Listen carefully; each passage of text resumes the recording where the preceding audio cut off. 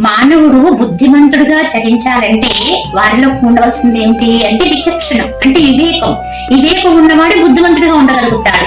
కానీ మరి ఈ రోజు ఎందుకు మనము ఈ యొక్క విచక్షణ కోల్పోతున్నాము అంటే గ్రహించుకోవాలి దానికి కారణం ఏంటి అని.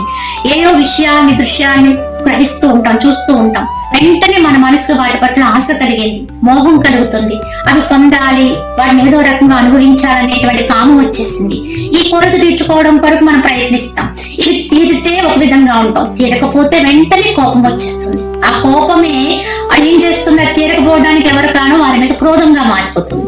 ఈ క్రోధం వల్ల మన విచక్షణ కోల్పోయి ఒక రకమైన మోహంలో పడిపోయి ఏం మాట్లాడుతున్నామో, ఎలా ఉంటున్నామో, ఎలా చరిస్తున్నామో తెలియని పరిస్థితి వచ్చేస్తుంది.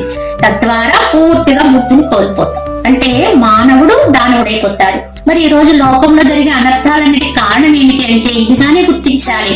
ఎక్కడో మొట్టమొదటి వారి మనసులో పుట్టిన చిన్న కోరిక చివరికి వాడిని దానవుడిగా చేసిస్తుంది. కావున మనిషి వివేకంతుడిని గుర్తించి కోరికలను అదుపులో పెట్టుకుని అవి ఎంతవరకు అవసరం గుర్తించి చక్కగా జీవన విధానాన్ని సాగించగలిగితే మనం ఉద్ధరించుకోగలుగుతాము అని మన పరమాత్మ మనకి హెచ్చరించి తెలియజేశారు. హరి ఓం తత్సత్.